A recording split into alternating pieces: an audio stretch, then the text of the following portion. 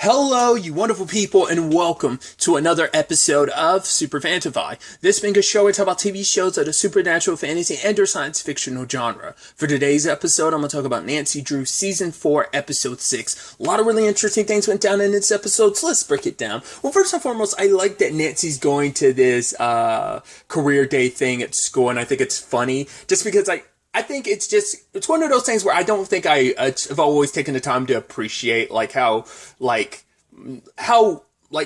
Nancy was very rigid in the beginning of this series, and I don't think I've ever really taken the opportunity to really talk about how much laxer her character has gotten and how dorky she is about, being at career day and being able to kind of pave the way, the future for all these other people. It's put the I in NDI. It's I love how, quirky and dorky she can be about some of the stuff. And, she's trying to tell, oh, hey, here I am at the career day talking about some of my previous investigations. And it's I'm looking for it's wait, aren't you looking for my so-and-so's ferret? It's yeah. It's oh, does that ferret have something to do with organized crime or murder? It's no, neither one of those. I think it's got to be that thing of right, it's not one of your more typical cases you've had as an adult. Because even as a kid, you handled missing person cases, some pretty big cases even in your younger years, but even in your more recent years, your investigations have always been on a bigger scale. So it's kind of I'm looking for a missing ferret, so. And who ended up being there? None other than Tristan, which I'm they're really pushing this, especially when they both get teleported to 1972, which I love. Nancy's okay, cool, this is happening. And I'm Tristan's so relaxed with it. To be fair, he's kind of steeped in the supernatural world to some extent. I don't think he's had a direct run in like this, but he's not too much of a stranger of it because of his parents, which I'm surprised they haven't been in a season more than they have been. I thought they would have, but I guess they're just kind of a background thing. Maybe they pop up in the later parts of this season, the later back half, but I would have thought they would have been a bigger role this season, especially them and Ryan. But I guess it's almost this borderline Romeo and Juliet thing that they've kind of got going on, where it's oh, your families are beefing, because even she was I kind of want to get too close to you because it's especially because it comes in conflict with our parents having beef and issues. So, but he was super relaxed, being yo, we're in 1972. It's I told you, interesting things always happen around you. So it's called a ghost web. It's a construct of a very recreation of a very specific day in 1972. But they're not Nancy and Tristan. They are Stacy and Bobby, respectively. And so they're trying to find their way out. Nancy thought if she went home, it's right, the last time I was in a situation like this, wait, you've been in a situation like this before? It's yeah, I've had plenty of adventures over the course of this series. So kind of making that come full circle like that, it feels very poetic in the final season and everything. But go to her house. I don't know if that ever come up before. I think she said it was her grandparents that bought the house.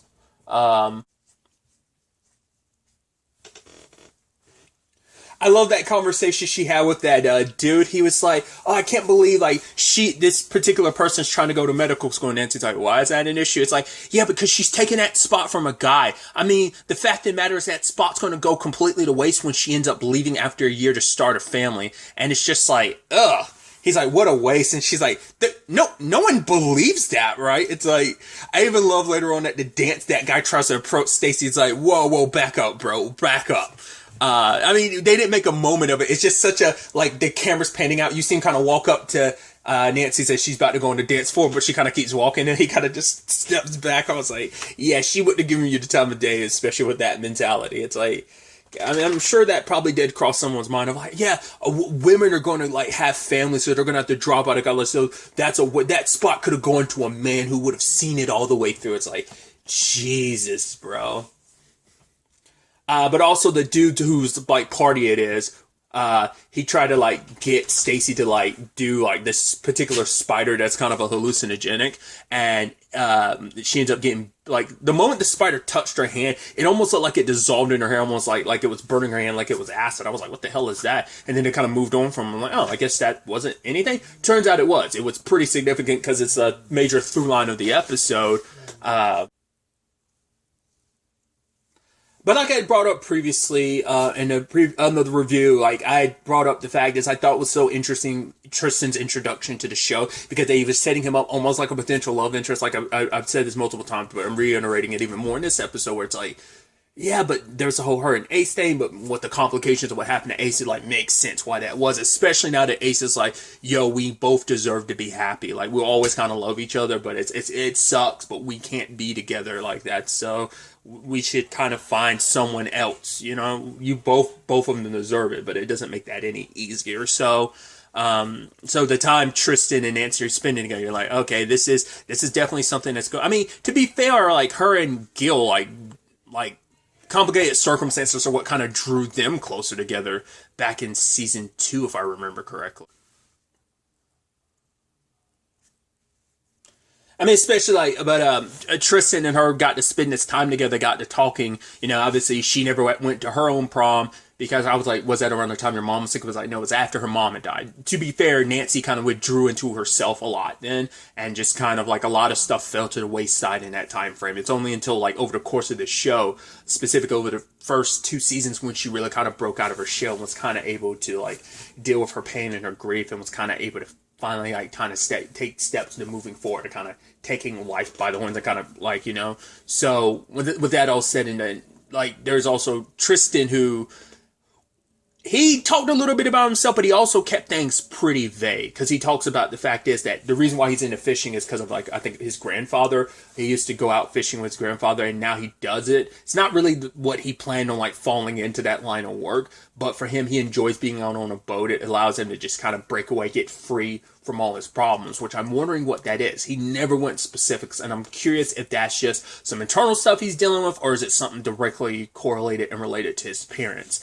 Because part of me wondered, it didn't happen, but I was, because they still had the device last episode that led them to the monster. Part of my brain was like, is it going to be Tristan? Like, I thought, I forgot who has the device. I was like, isn't it at Nancy's place?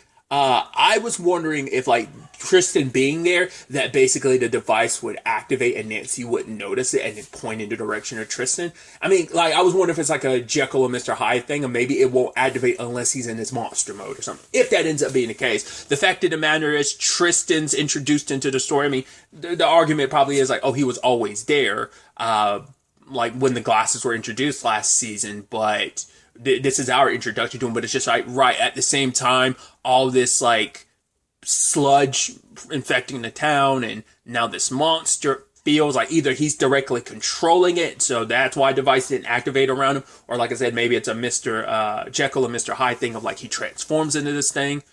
Or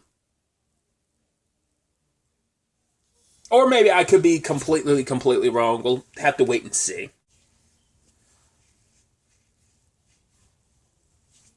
Either way, circling back, they end up going to prom together, and it's like, right, Stacy and Bob, you know, it's like, oh, like, you know, let's take pictures. You know, Stacy wouldn't want to miss out on this. So it was actually a really sweet photo, and, you know, they do their thing on the dance floor, which is pretty nice, because making up for the fact that neither one of them really got to go to their prom. But when it's time to leave, Tristan's able to leave, but not Nancy, because the spider bite is keeping her from leaving. It's like, well, that sucks. This is all on Home Dude for getting you bit in the first place. But to be fair, we find out later on that all ended up happening, and it's really sad. It's like Home Dude wanted to get Stacy high. That might have just been a Nancy thing, but maybe Stacy was like, no, I don't want to get high. And Home Dude was like, no, go and try it out. He's like, oh, I'm sorry, it was supposed to get you high. It's like, dude, you suck. You're the reason why what happened to Stacy happened to Stacy, which is actually, that whole thing is actually really tragic and really heartbreaking, because I was about to say, like, I wonder if, like, Stacy and Bobby, like, are, it's like, no, sadly, they didn't even get to live their lives. They died in high school. Because we find out what's at the heart of this, because I love when Tristan, like, meets up with everyone. He's like, yo, Nancy. It's like, whoa, you guys went to a dance together? And it's like, she's stuck in 1972. They're like, oh, okay, makes sense. Why don't you lead with that? So it's like, all right, they're breaking down, like, all right, this is what we need to do. So, and I love that out of anyone, obviously, Bess is the one that kind of picked up on the whole, like, oh, really interesting. You went to prom together. Like, because she plays matchmaker and everything like that. And obviously, Ace kind of brings it up a little bit, but George is kind of like, let's focus on, like, getting Nancy back before we get too caught up in all that. So when it's all said and done, they're able to open up a portal, because they find out, like, it's a dream. Well, not, what was it? Not a dream spider. What was it? It's ghost spider or something like that. That what ended up happening happens apparently periodically, where, like, this spider's eggs get mistaken for the other spider that's meant to get you high and stuff. But nevertheless, which is so interesting too, because Home Dude was like, "Oh yeah, like I'm going to help you like to back to reality." Like it's it's almost supposed to be like almost I guess like a like acid or like ayahuasca trip. It's supposed to be kind of like if you had to like parallel it to like a drug or something. I'm sure that's kind of like it's supposed to send you on a trip type of situation. Luckily, Tristan was able to get to Nancy, but she's like coughing up blood. You're like, oh, geez, that sucks so much. It seems like, I was like, what's happening to her? And then we find out that luckily Tristan got her out, but because the portal could only powerful enough to potentially only get one person out, but luckily, like, even Ace, like, brought Tristan through too at the same time, which I'm like, okay. That's a little, I mean, that was on purpose, obviously, for the context of the story of just like, right, these people. And Nancy's like, I mean, I think the same thing kind of happened, truth be told, is with the whole, like, well, there's the whole him and Amanda and her and Gil situation. So it's like another person kind of being the complication between their circumstances. Like, that was kind of always, that's kind of been sadly a part of their journey. So it's just kind of happening again. But now they have temperance as kind of like a major thorn in that equation.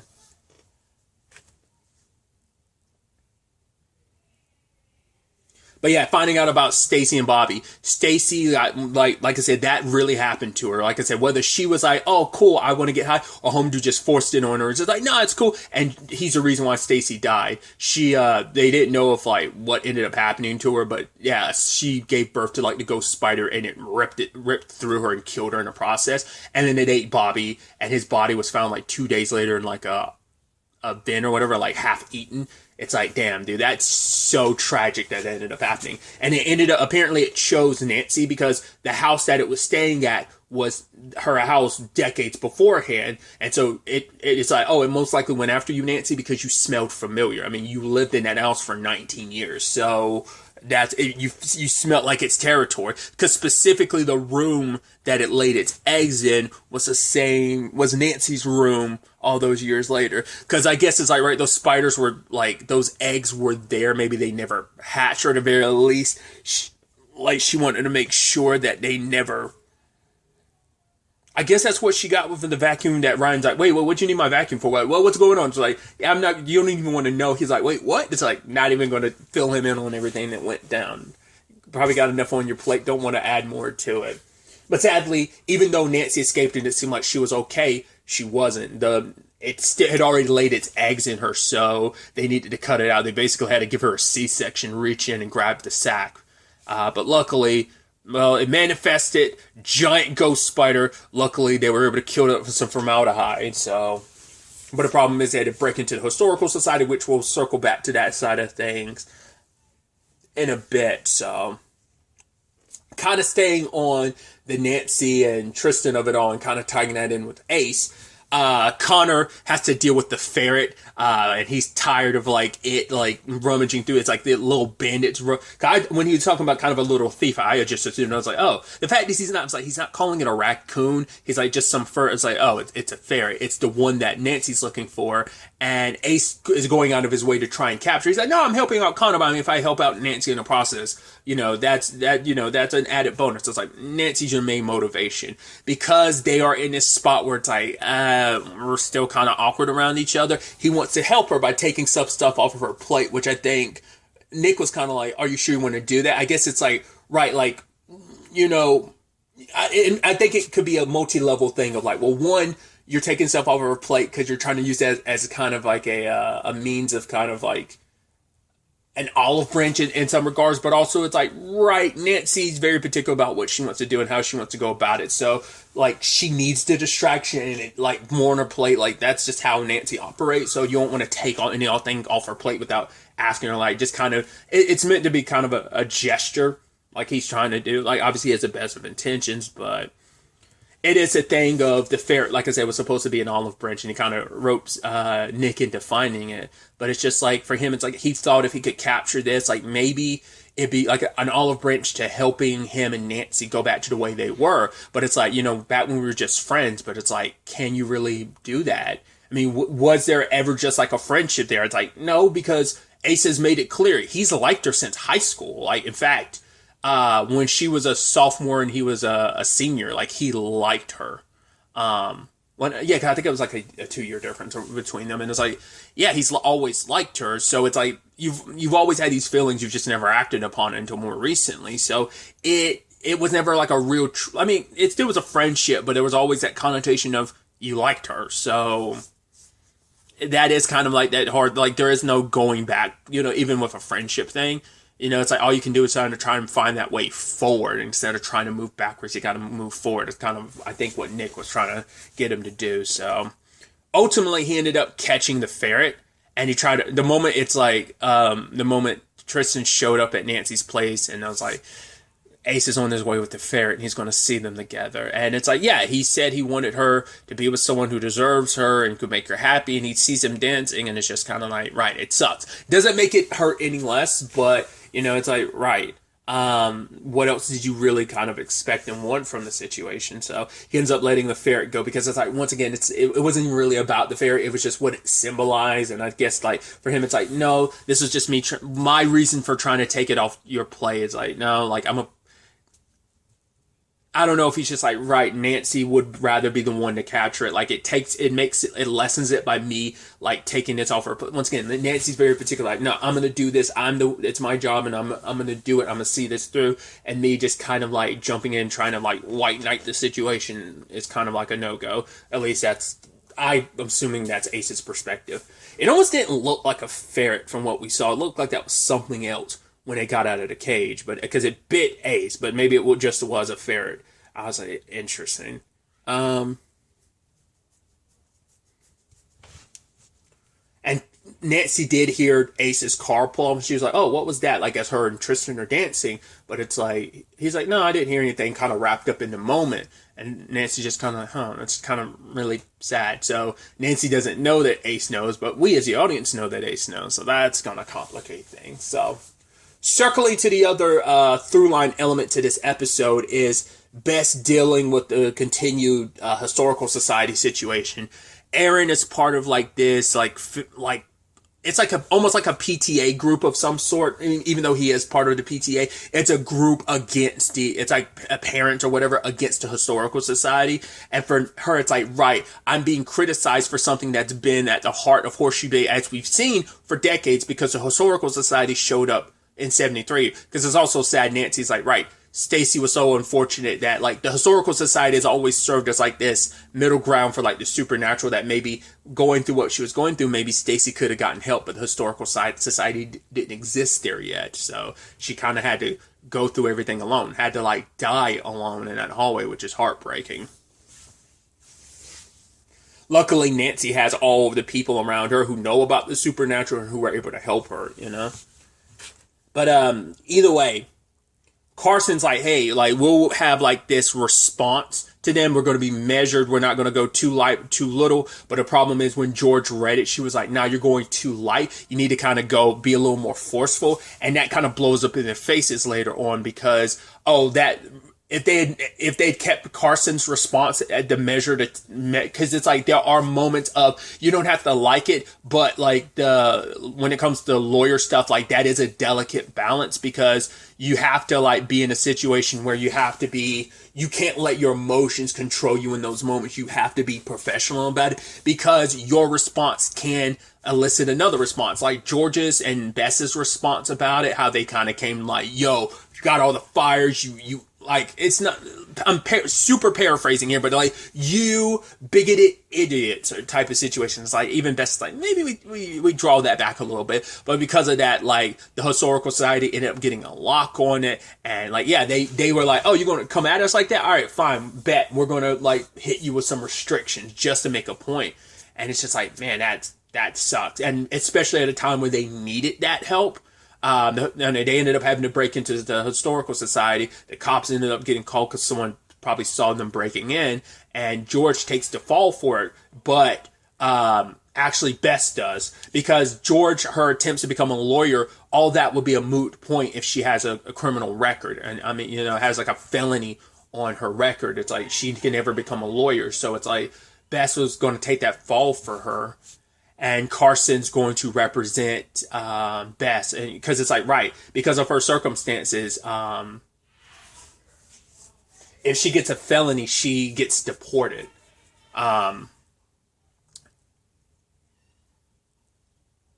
Because I don't think she has like a full, like she has a green card situation. She doesn't have like a full blown citizenship. I don't think.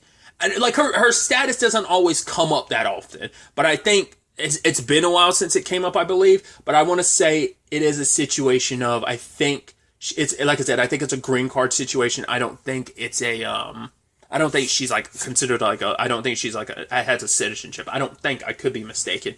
But either way, it's like, yeah, like she could end up getting deported because of all of this. So the town's going to want the historical society. Like I said, I think the truth about Horseshoe Bay, the general public will see and get caught up in the supernatural. And it is going to be Bess and Historical Society, as well as the Drew Crew, as I learned that they're called last episode, are going to be the ones who end up saving the day, and I think that's going to help Bess in the long run. So, but yeah, George wants to help Carson represent Bess, so that's definitely going to be an interesting developing story, just seeing how that all turns about. So that's going to be interesting to watch out for. It's going to be interesting to ultimately see where all of this ends up taking us going forward into the next episode.